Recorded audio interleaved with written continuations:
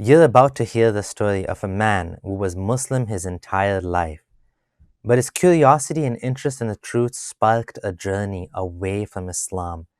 At the age of 46, he left Islam.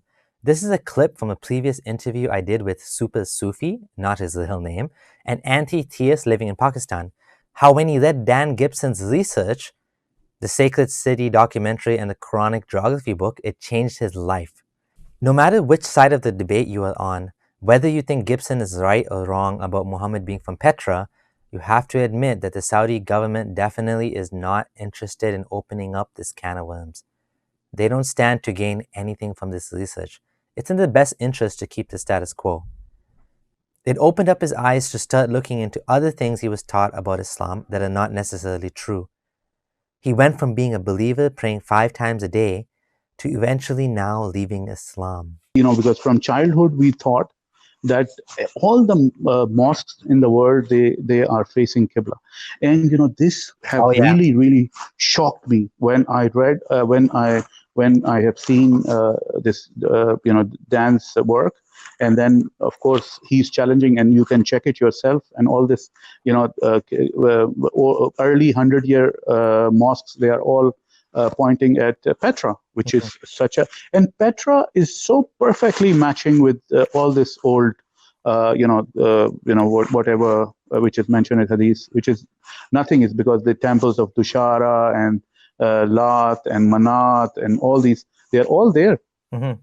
And archaeologically, the Mecca has nothing. It's if when they were doing so much of digging and all that, if it was an ancient city as Muslims claim, there will be so much of you can find, if you dig any old city like Syria, any city in Syria, or in Jordan, all these ancient, or maybe Israel, for example, or Palestinian areas. They're all ancient areas. So if you dig them, and there was a lot of digging going on, because they have constructed the whole Mecca new, and they didn't find anything. No traces of any old city, old buildings, old anything. Nothing is there.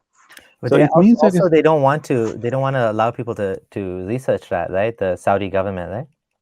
yeah, they have a lot of restrictions, but I think I will again mention Dan, that he was there and he spoke to the archaeologists, and they told him, no, we didn't find anything. The Arab, because they were scared also, but they told him that he should not mention their names. But the archaeologists from Saudi Arabia, they said we didn't find anything when we digged. And like if you go to any ancient city, I live in a ancient city which is like 5,000-6,000 years old, and if whenever there is a construction, they dig something, there is something, they find a some house or a wall digged under the underground, or after some digging, they found some things, they found coins, they find things, but in Mecca there is nothing. Yeah, You cannot find.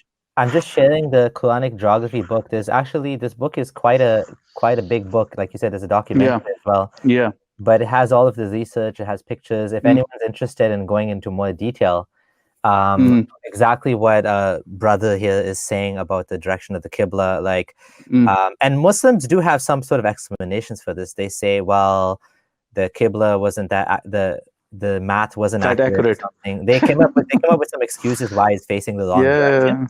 But this is a great book, and I actually read this book as well. And there's also the Sacred City documentary, if someone doesn't want to go to the whole book.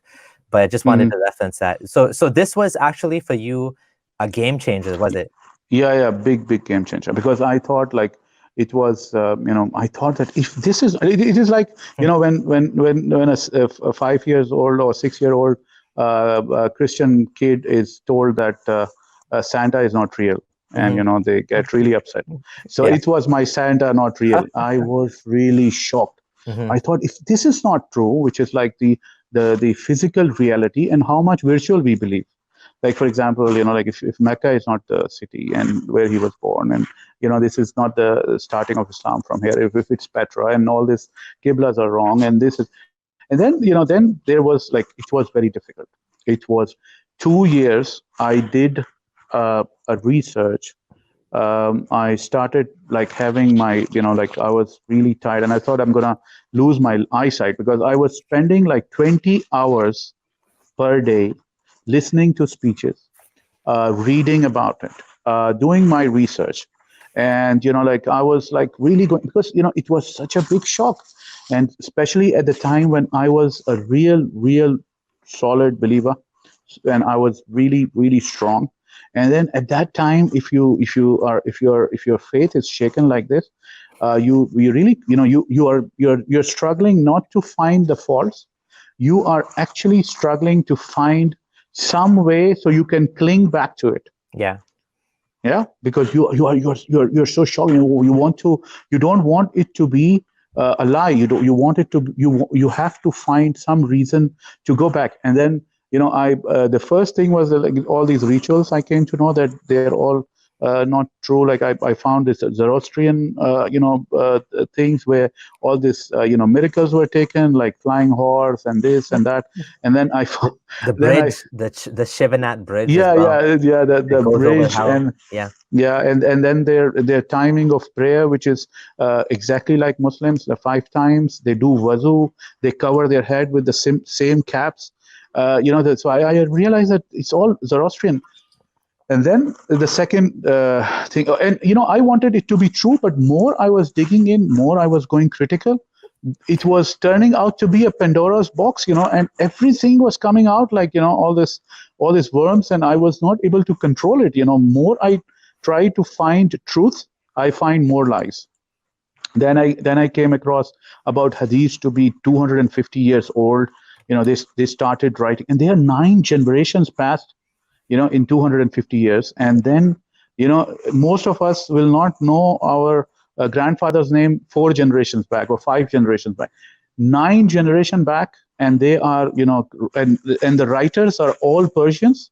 That was again a big shock for me. None of the the writers or but okay, the apologists, they say that there is one who was an Arab, and everybody has, like, I think Imam Shafi'i was an Arab and they took everything from him.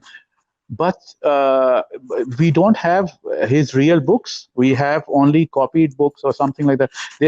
I think it is Imam Shafi or somebody else, or Tibri or somebody who is an Arab. But most of them, all these Siha Sitta Imams, are all Persians.